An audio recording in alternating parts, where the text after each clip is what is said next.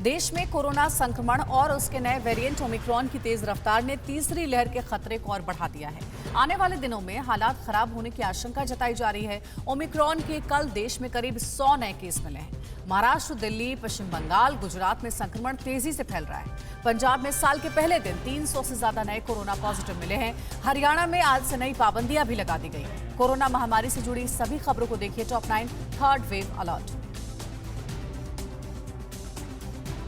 देश में ओमिक्रॉन की बढ़ती रफ्तार ने कोरोना की तीसरी लहर का खतरा और बढ़ा दिया है। देश में कल ओमिक्रॉन के 94 नए केस मिले। देश में 26 राज्यों में ओमिक्रॉन संक्रमितों की संख्या 1596 तक पहुंच गई है। अब तक सबसे ज्यादा महाराष्ट्र में 460, दिल्ली में 351, गुजरात में 136, राजस्थान और असम में 122, आंध्र प्रदेश में 121, केरल में 109, तेलंगाना में 79 और हरियाणा में 63 ओमिक्रॉन के केस मिल चुके हैं।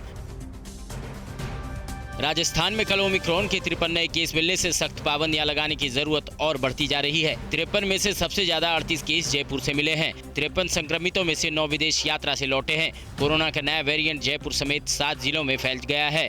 इस बीच सीएम अशोक गहलोत को उनके मंत्रियों ने सर्दियों की छुट्टी के बाद 3 जनवरी से खुले रहे स्कूलों को बंद करने की सलाह दी है। देश में सबसे ज्यादा कोरोना और ओमिक्रॉन की रफ्तार महाराष्ट्र में तेज है। राज्य में शनिवार को 9170 कोरोना के नए केस मिले हैं, जिसमें से अकेले मुंबई में 6347 लोग संक्रमित पाए गए। राज्यों में संक्रमण की दर करीब 10% तक पहुंच गई है। 24 घंटे में 7 लोगों की मौत हुई है। पिछले दिन के मुकाबले महाराष्ट्र में 1000 केस ज्यादा आए हैं। राज्य में 2,26,000 से ज्यादा लोग होम क्वारंटीन में हैं। देश में राजनीतिक हस्तियां भी तेजी से कोरोना की चपेट में आ रही हैं। हरियाणा के कांग्रेस नेता दीपेंद्र हुड्डा कोरोना पॉजिटिव हो गए हैं। उन्होंने खुद को आइसोलेट कर लिया है। हुड्डा ने ट्वीट कर उनके संपर्क में आने वाले लोगों को टेस्ट कराने की अपील की है। महाराष्ट्र के बीजेपी नेता पंकजा मुंडे भी कोरोना पॉजिटिव हो गई हैं। महाराष्ट्र में 10 मंत्री और 20 से ज्यादा विधायक कोरोना की चपेट में आ चुके हैं। कोरोना महामारी के भयावह दौर की फिर वापसी की आशंका के बावजूद पश्चिम बंगाल में नए साल के मौके पर कई जगहों पर भारी भीड़ नजर आई। पश्चिम बंगाल में कल 4500 से ज्यादा कोरोना के नए केस मिले हैं। राज्य के ऊर्जा मंत्री अरूप विश्वास कोविड पॉजिटिव पाए गए हैं। इसके साथ आईपीएस मुरलीधर शर्मा, संतोष पांडे, देवाशीष बुराल समेत पुलिस के 50 जवान भी पॉजिटिव पाए गए हैं। हरियाणा में महामारी के तेज संक्रमण को देखते हुए राज्य सरकार ने आज से 12 जनवरी तक महामारी सुरक्षा अलर्ट को लेकर नई गाइडलाइंस जारी की है। गुरुग्राम, फरीदाबाद, अंबाला और पंचकुला में सिनेमा हॉल बंद रहेंगे। मार्केट और मॉल शाम 5 बजे तक खुले रहेंगे। बार और रेस्टोरेंट में क्षमता के 50% लोगों को ही जाने की इजाजत होगी। जरूरी सेवाओं को छोड़कर बाकी दफ्तरों में 50% कर्मचारियों को बुलाने के निर्देश दिए गए हैं। देश की राजधानी दिल्ली में हर दिन कोरोना संक्रमण का खतरा बढ़ता जा रहा है। शनिवार को 2716 कोरोना के नए केस मिले। एक दिन पहले 1796 नए केस मिले थे। एक दिन में करीब 1000 नए केस बढ़ गए। सबसे ज्यादा चिंता संक्रमण की दर को लेकर है, जो अब तक 3.64% हो गई है। कोरोना प्रोटोकॉल के लगातार उल्लंघन और भारी भीड़ की वजह से करावल नगर के बाजार को 2 हफ्ते के लिए बंद कर दिया गया है। देश के जिन राज्यों में कोरोना की तेज रफ्तार देखी जा रही है, उनमें गुजरात भी शामिल है। राज्य में पिछले 24 घंटे में 1069 नए मामले मिले हैं, जिसमें से सबसे ज्यादा अहमदाबाद में 559 संक्रमितों की पुष्टि हुई है। जबकि कोरोना के नए वेरिएंट ओमिक्रॉन के 23 नए केस कल सामने आए। गुजरात में कोरोना के एक्टिव केसों की संख्या अब करीब 4000 तक पहुँच गई है। उत्तर प्रदेश में कोरोना के बढ़ते मामले को देखते हुए योगी सरकार ने जेलों में बंद कैदियों से उनके परिजनों की मुलाकात पर रोक लगा दी है। इस बीच राज्य में चिकित्सा इंतजामों को बेहतर करने के काम तेज कर दिए गए हैं। सीएम योगी के निर्देश पर 3 और 4 जनवरी को सभी जिले के अस्पतालों में मॉक ड्रिल होगी। यूपी में कल कोरोना के 383 नए केस मिले, जिनमें से सबसे ज्यादा गाजियाबाद में 85, गौतम बुद्ध नगर में 61, लखनऊ में 58 संक्रमितों की पुष्टि हुई है। देश के 9 जिलों में कोरोना संक्रमण की रफ्तार ने सरकार की टेंशन बढ़ा दी है। कल से होने वाले 15 से 18 साल के किशोरों को टीकाकरण के लिए तैयारियां की जा रही हैं। दिल्ली में 1000 से ज्यादा टीका सेंटर बनाने का दावा है। उधर अमेरिका, ब्रिटेन, फ्रांस और इटली में हालात गंभीर हो गए हैं। अमेरिका के न्यूयॉर्क में कल 85,000 से ज्यादा नए केस मिले, जबकि फ्रांस में लगातार तीसरे दिन 2 लाख से ज्यादा केस मिलने से हड़कंप मचा हुआ है। देश दुनिया में कोरोना महामारी को लेकर बढ़ते खतरे और एक्सपर्ट के अलर्ट से जुड़ी सभी अहम खबरों को देखिए टॉप 9 कोरोना का कोहराम में। कोरोना की तेज रफ्तार को लेकर केंद्रीय स्वास्थ्य मंत्रालय ने 22 से 28 दिसंबर के बीच मिले आंकड़ों के आधार पर कहा है कि देश के 9 जिलों में सबसे ज्यादा उछाल आया है। इनमें महाराष्ट्र के मुंबई, पुणे, ठाणे, नासिक, बाहरी मुंबई के अलावा बेंगलुरु, चेन्नई, गुरुग्राम और अहमदाबाद शामिल हैं। स्वास्थ्य मंत्रालय ने सभी राज्यों को कंट्रोल रूम बनाने और लगातार बढ़ रहे मामलों की माइक्रो मॉनिटरिंग करने के निर्देश दिए हैं। कोरोना संक्रमण के बढ़ते मामलों के बीच देश में 15 से 18 साल के किशोरों की वैक्सीन के लिए रजिस्ट्रेशन शुरू हो चुके हैं। आप भी अपने बच्चों का कोविन पर रजिस्ट्रेशन कराएं। कल से देश भर में 15 से 18 साल के किशोरों को कोरोना का टीका दिया जाएगा। कल से ऑन स्पॉट रजिस्ट्रेशन भी शुरू होगा। 10 जनवरी से फ्रंटलाइन हेल्थ केयर वर्कर के साथ 60 साल से ऊपर के बुजुर्गों को टीके की तीसरी डोज यानी प्रिकॉशन डोज दिए जाएंगे। देश में कोरोना महामारी से सबसे ज्यादा प्रभावित महाराष्ट्र में कोरोना प्रोटोकॉल को लेकर बड़ी लापरवाही देखने को मिल रही है। नासिक में शिवसेना के कार्यकर्ताओं के सम्मेलन में कोविड से बचाव के लिए बनाए गए नियमों की खुलेआम धज्जियां उड़ाई गयीं। शिवसेना के इस कार्यकर्ता सम्मेलन में इक्का दुक्का लोग ही मास्क पहने नजर आए। बिहार में लोगों की लापरवाही और संक्रमण की तेज रफ्तार को लेकर एक्सपर्ट ने राज्य को आगाह किया है। बिहार में कोरोना के नए केस 1.6 गुना की रफ्तार से बढ़ रहे हैं। अगर संक्रमण की यही रफ्तार रही तो राज्य में 15 जनवरी तक एक दिन में कोरोना के 3000 से ज्यादा नए केस आ सकते हैं। राज्य में 24 घंटों के दौरान 281 नए कोरोना संक्रमित पाए गए हैं। केंद्रीय स्वास्थ्य मंत्री मनसुख मांडविया ने कल गुजरात के अहमदाबाद एयरपोर्ट पर RT-PCR केंद्र का जायजा लिया। मांडविया ने टेस्ट सेंटर की सुविधा को लेकर यात्रियों और अधिकारियों से बातचीत कर उनका फीडबैक भी लिया। गुजरात सरकार ने ब्रिटेन समेत ओमिक्रॉन से प्रभावित देशों से आने वाले यात्रियों के लिए हवाई अड्डे पर ही RT-PCR टेस्ट जरूरी कर दिया है। अमेरिका में हर दिन लाखों की संख्या में कोरोना संक्रमितों के मिलने से हालात बिगड़ते जा रहे हैं। यहाँ के कई शहरों में कोरोना टेस्ट कराने के लिए कई किलोमीटर तक लंबी लाइन लग रही है। मरीजों की संख्या ज्यादा होने से स्वास्थ्य व्यवस्था चरमरा गई है। अस्पतालों में ICU में 78% बेड फुल हो चुके हैं। अमेरिका में पिछले 7 दिनों में 22,13,000 से ज्यादा संक्रमितों की पुष्टि हो चुकी है। ब्रिटेन और इटली में कोरोना के हर दिन आने वाले कोरोना के नए केस महामारी के बड़े संकट की तरफ संकेत दे रहे हैं। शुक्रवार को ब्रिटेन में कोरोना के 1,89,000 से ज्यादा नए केस आए हैं। ब्रिटेन में अब तक ओमिक्रॉन के 2,46,000 से ज्यादा संक्रमित मिल चुके हैं। इटली में कल 1,41,000 से ज्यादा नए मामले मिले। एक दिन पहले शुक्रवार को इटली में 1,44,000 से ज्यादा संक्रमित मिले थे। फ्रांस में क्रिसमस की छुट्टियों के बाद पिछले 4 दिनों से हर दिन कोरोना के 2 लाख से ज्यादा केस सामने आ रहे हैं। शनिवार को भी फ्रांस में 2,19,000 से ज्यादा नए केस मिले। पिछले एक हफ्ते में किए गए टेस्ट में 62% से ज्यादा मामलों में ओमिक्रॉन की पुष्टि हुई है। इस बीच फ्रांस में प्रशासन ने बुजुर्गों के साथ 6 साल की उम्र वाले बच्चों को भी घरों में मास्क लगाने के निर्देश दिए हैं। चीन के शियान शहर में लगाए गए लॉकडाउन में 1 करोड़ 30 लाख लोग पिछले 9 दिनों से घरों में ही कैद हैं। सख्त लॉकडाउन की वजह से लोग राशन के साथ जरूरी सामान के लिए भी बाहर नहीं निकल पा रहे हैं। चीन की सरकार लोगों को भोजन पानी की सप्लाई का दावा कर रही है, लेकिन कई लोगों ने तो भुखमरी जैसे हालात होने की बात कही है। लोगों के घरों से बाहर निकलने पर पूरी तरह से पाबंदी लगा दी गई है। पीएम आज किस राज्य को देंगे स्पोर्ट्स यूनिवर्सिटी की सौगात? नए साल पर किन मंदिरों के पुजारियों ने की पीएम से मुलाकात? वैष्णो देवी भवन हादसे का अपडेट क्या है? भिवानी में पहाड़ दरकने से कितने लोगों की हुई मौत? और सुरक्षा बलों ने कहां एक और आतंकी को किया ढेर? देश की सभी अहम खबरों को देखिए टॉप 9 राष्ट्र की बात।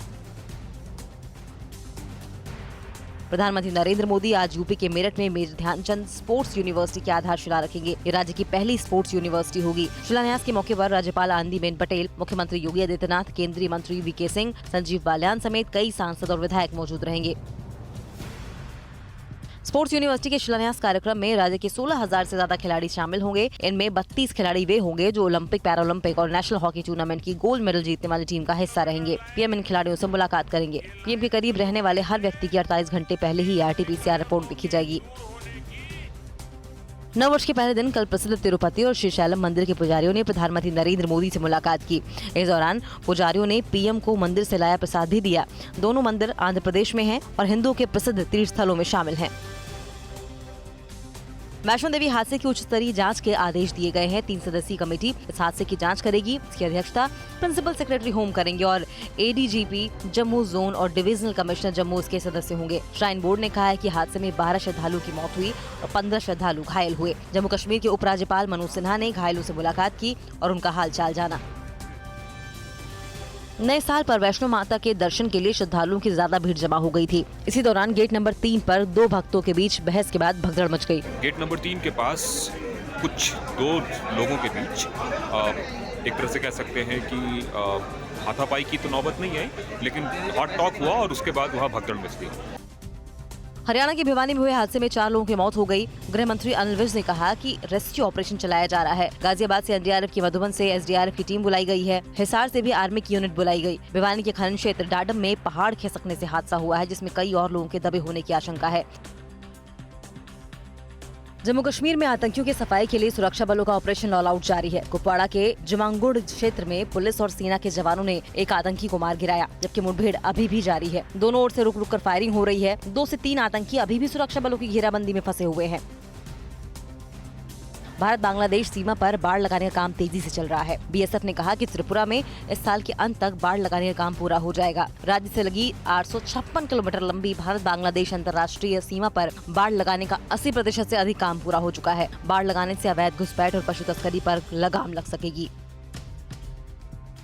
किसान नेता राकेश टिकैत ने एक बार फिर विरोध प्रदर्शन की चेतावनी दी है। राकेश टिकैत ने ट्वीट कर कहा, सरकार ऑस्ट्रेलिया के साथ दूध खरीदने को लेकर अगले माह समझौता करने जा रही है, जिसके तहत 20 से 22 रुपए प्रति लीटर दूध बेचने की योजना है। सरकार के दूध आयात करने से देश के पशुपालकों के सामने अस्तित्व का संकट पैदा हो जाएगा। किसान इसका विरोध करेंगे।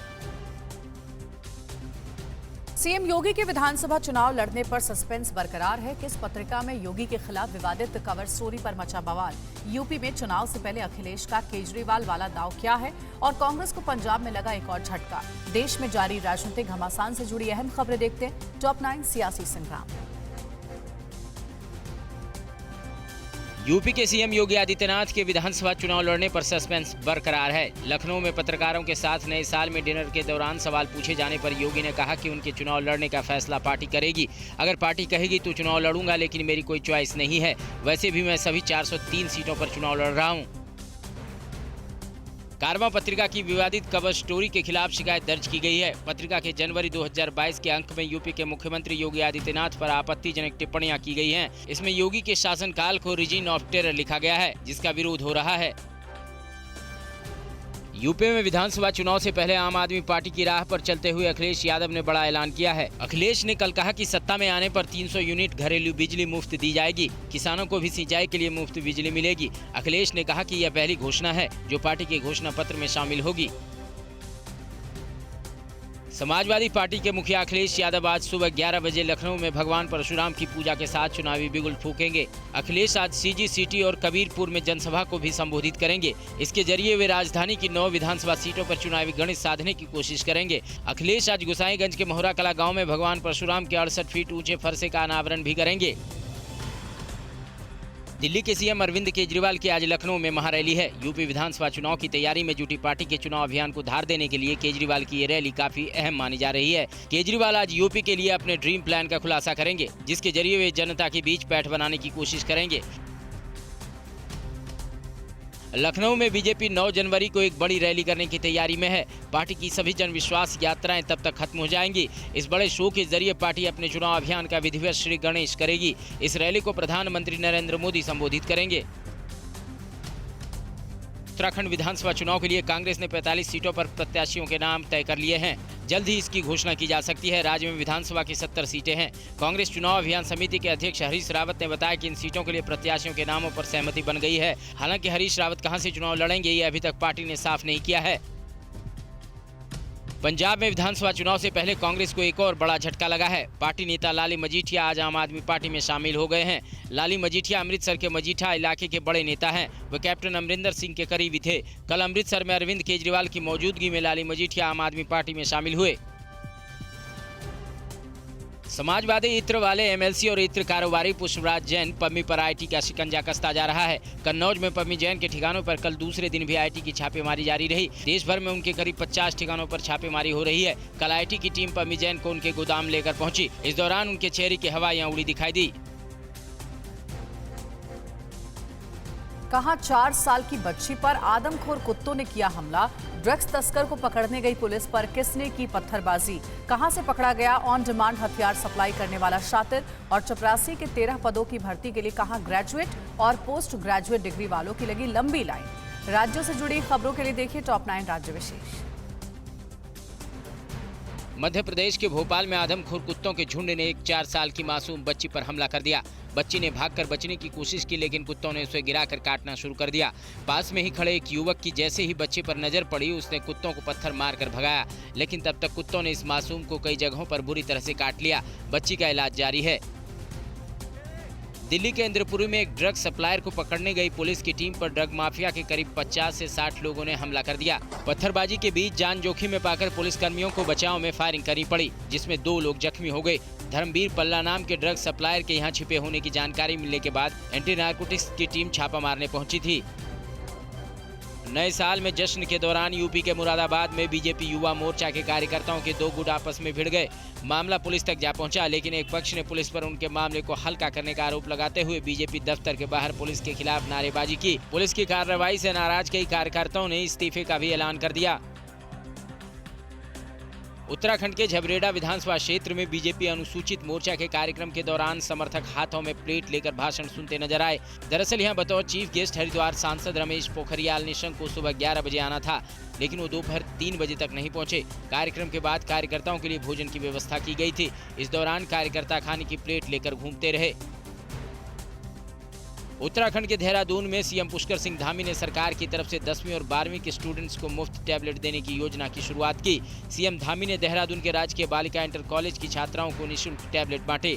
इसके अलावा 70 दूसरे स्कूलों में भी 100 टैबलेट बांटे गए। इस योजना के तहत प्रदेश में करीब 2 लाख टैबलेट दिए जाएंगे। मध्य प्रदेश के शिवपुरी जिले में लाइन में लगे हजारों युवाओं की ये तस्वीर देश में बेरोजगारी की हालत बताने के लिए काफ़ी है।